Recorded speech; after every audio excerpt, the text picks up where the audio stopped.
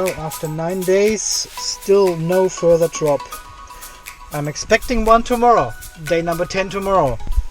100.8% to start with this morning.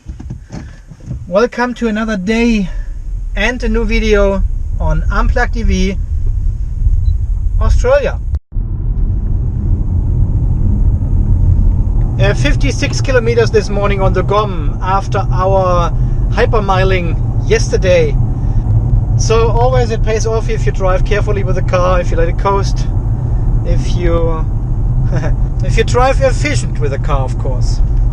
So today another customer appointment we have, but I have to recharge at work. It's Tuesday, so the club will be open and I'll plug in and fully charge until midday, and then we have enough juice to go to the customer side and back home again in one full charge, because this is a bit further away than yesterday. Talking about yesterday's video, this will be I just posted the video yesterday where I did the drive test for the generator and engine RPMs in relation to the charging power into the battery. And some people commented, Andy, you are not watching the road, you're looking down onto your phone all the time. It is dangerous driving. What are you doing? You should look up on the road, you should not look on your phone. Yes, that's true. But there's nothing on the roads. I really made sure there was nobody there. There was no other car. It was a straight road. You know the road to Cominia. We have driven this a couple of times for our testing. And this is a dead straight, 15 kilometer dead straight with no people, no animals, no houses, nothing next to it. And even if you look down to your phone, you can't see it from the camera perspective now. Even if I look down now, I can still see the road ahead. This is still in my view. I mean, it's not like I'm bending over like this, you know, and I can't see the road anymore. I'm not doing that apart from just now to demonstrate. But if you just look down like this, I can still see the road. So I still can see what's in front of me. And I really made sure everything is safe. There was no other people. There was no... Really, it was really safe. It was safe.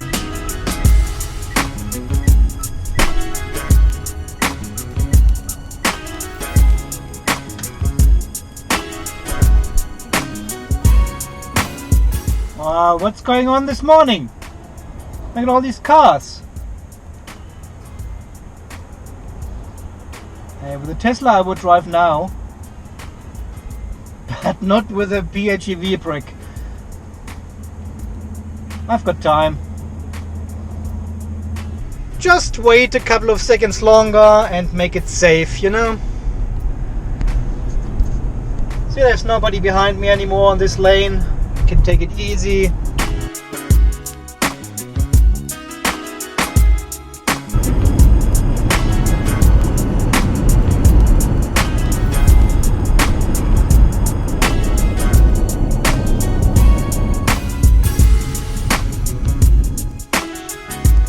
So we have just arrived with under 70% and the club is already open. I'll ask them if I can plug in at about 10 o'clock.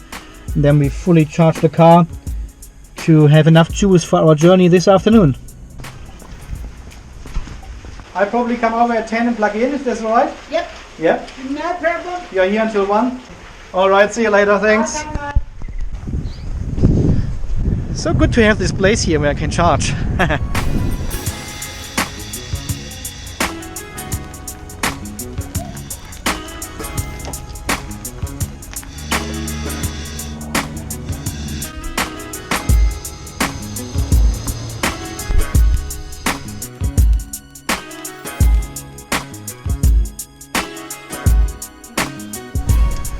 Okay, we are good in charging. I just want to show you this one here. This old Mercury. Wow, look how long this is. This is insane.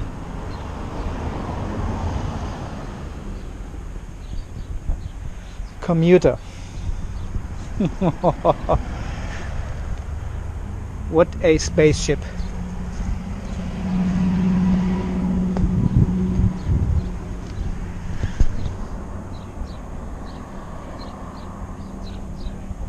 I don't like this green, but cup holders. Look at this space in here, that's amazing. And the side mirrors on the roof. So it is 10:30 now. I can charge until 12:30, so for 2 hours this should get me back to 100%, almost 100%, maybe not quite, and then we should have enough juice to do the whole journey in full electric mode after work. I haven't figured out how long the journey will be or how long the distance is. I'll have a look on Google Maps. Well, let's see if it's fully charged or not. No, still charging. 104.2%, still charging. It can't be much anymore. Yeah. Okay, let's assume this is full, huh?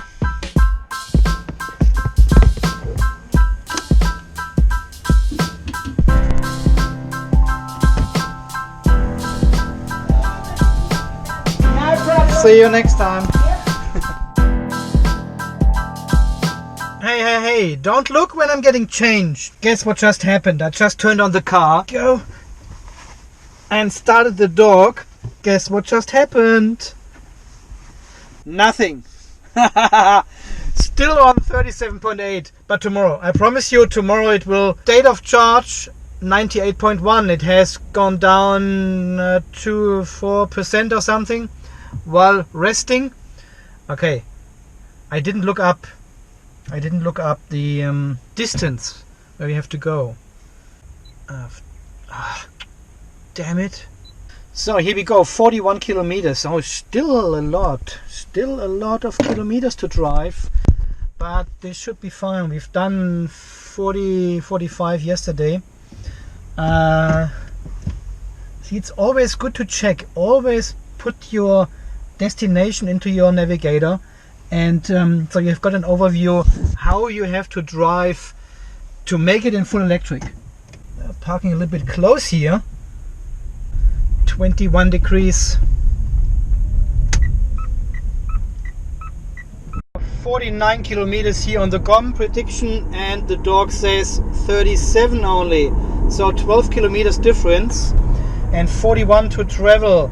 Yeah, should be fine, and a little bit carefully driving and should be fine, not too overly, not too much Miss Daisy, but just a little bit, not too heavy with the right foot, and we should be totally fine.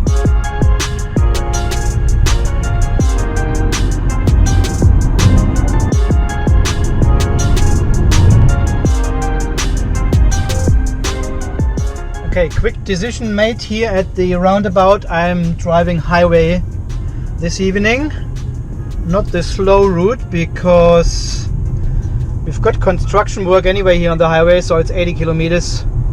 It won't use much more energy anyway. Oh, I was a little bit too fast here on the exit because I almost have no regen power. I totally forgot about it. Put it in B5 and then took the foot off the accelerator in the hope it brakes, but it didn't. Woo! So, friction brakes. First time this year. Well, someone commented on my last video, one of my last videos, about the fact that the PHEV has parallel series and EV mode all in one car. They're all working on the front axle in a clutch transmission kind of situation stuff. I don't know how this all works exactly. And he said, wow, I want a 10-year warranty on this whole setup, just in case something happens, because it sounds like a very complicated mechanical setup for the whole car. He's apparently driving a Toyota, and they give you a 10 years warranty on the drivetrain in hybrid cars, but Mitsubishi obviously not. They give you only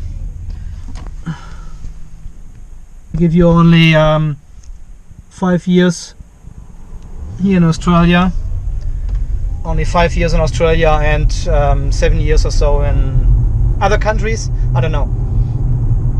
but definitely not a 10-year warranty on the drivetrain. And well, I thought about this as well when I bought the car, and that's why I have the extended warranty until 2022 with the car, because I said, look, this is all very complicated stuff, and there's a lot of mechanical movement going on in this transmission there, and I'm not sure how long it lasts, and the car was relatively new on the market at this point of time.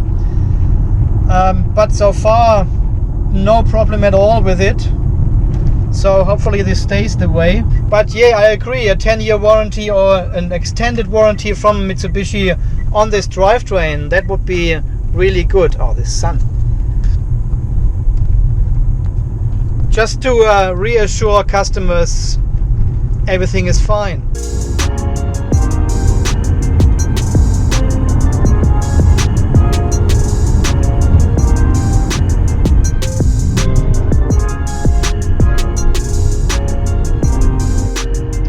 So we've got 21 kilometers left here, 20 kilometers to get to the customer and back home, and I've got 24 as a prediction now, and 29 on the GOM here.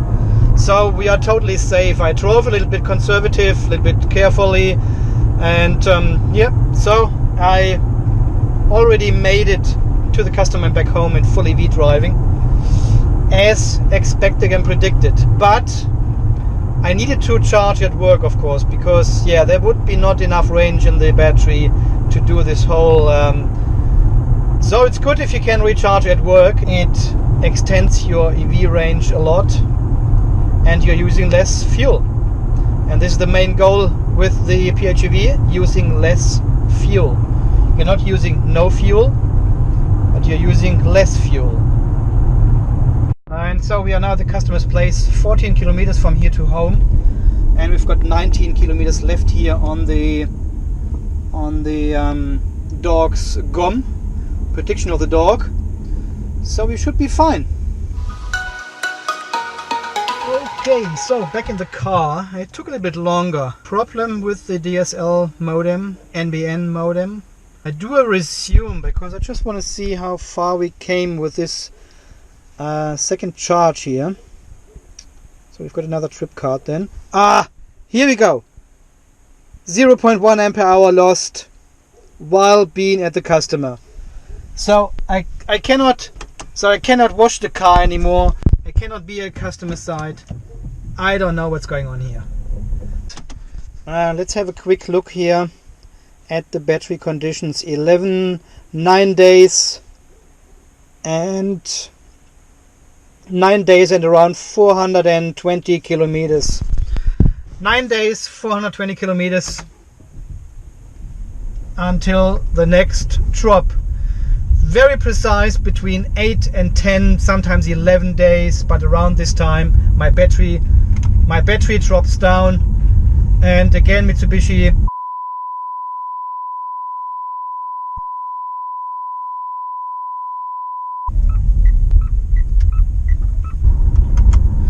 yeah guys, and now all of a sudden the good PHEV day turned into a shitty PHEV day, because this happens every 9 days to my car, that I lose capacity in the battery, and therefore the battery or the EV range will go down as well.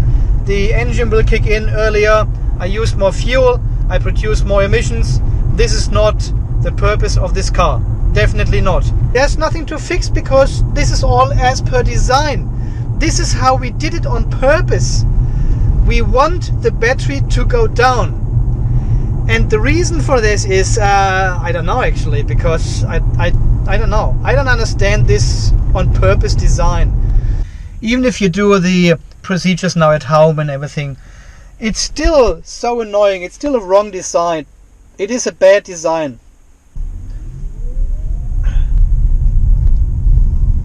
Well, and then people telling me, oh Andy, don't tell me you can really feel the 0.1 ampere hour loss of capacity. That doesn't really matter. That's such a small amount of energy lost only. This is not what you actually can feel while driving. No, of course you cannot feel the 0.1 ampere hour loss of capacity, but I can feel the drop from 40 ampere hours to now under 38 ampere hours already. These are 2 ampere hours. This is more than 5% now, which is lost, and I can feel this already. I'm not be able to make more than 50 kilometers with the car anymore. The car is advertised with 54 kilometers, but I'm not able to do this anymore.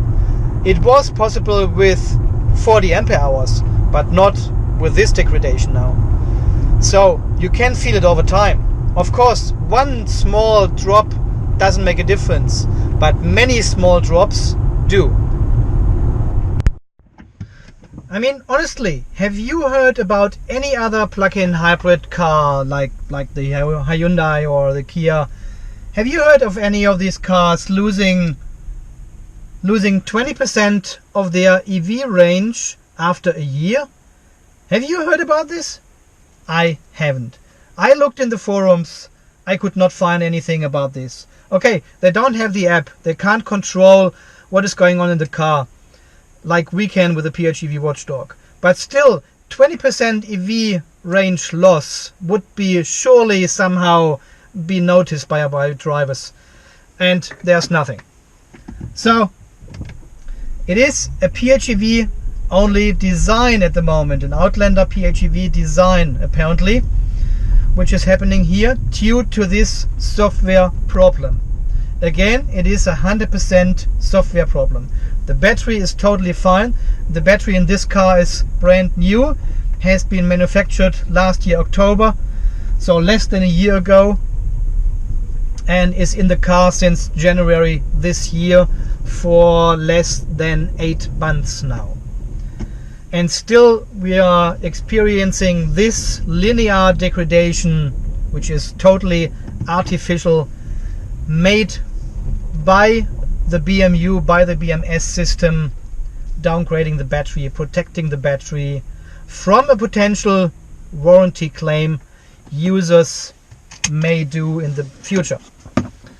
We don't know, but this is definitely what we call the PHEV gate. This is not normal. Okay, anyway, I made it home 4 kilometers on the gasometer here, 35%. We're just stopping live data here. See, and that's what I mean. The car is doing exceptional well. I can charge at work. I drive to the customer and I don't use any fuel at all. Perfect car. Perfect. But then this it happens every 9 days. Nah. Okay, so this was my day. This was my commute to work. And this was the drive from work to the customer back home. 41 kilometers, 0 liters. And again, plus around 5 kilometers, which I still had in the battery, 5-6 kilometers. So we are going between 45 and 50 kilometers on POV range, including a bit of highway driving this afternoon. So, perfect car. Sportive, yeah, sure. 20.7 kilowatt hours, 0 fuel used. How good is that? How good is that? And the overall trip from today is 56 kilometers, 22.1 kilowatt hours per 100 kilometers. That's a lot. And 11.1 kilowatt hours charged into the battery. This is the charge from yesterday until this morning, and then the 3-4 kilowatt hours at work again. I think it's 3.5 I charge usually there. All in total 11.1 kilowatt hours charged. How good is that car and how bad is this car? This could be a gold mine. We could sell 100,000 of these cars every month. But it ain't gonna happen. They studied a couple of times in different countries. This is per design. This is what you get. There's nothing wrong with the car. Live with it or do your own procedures. And I'm not going to do any procedures with the car. I'm not going to buy a MUD device or doing any do-it-yourself resets here. I've got 80% guarantee on the battery. So I'm getting another 6 batteries. All in total then 8 batteries. Or was it 7? I think it was 7. Batteries all in total. Which is, from an ecological perspective, totally madness. But, okay, this is Andy from Unplugged EV Australia. Signing off for tonight. you stay charged and drive electric, and we will see us again in the next video very soon. Alright guys, see you then. Bye bye.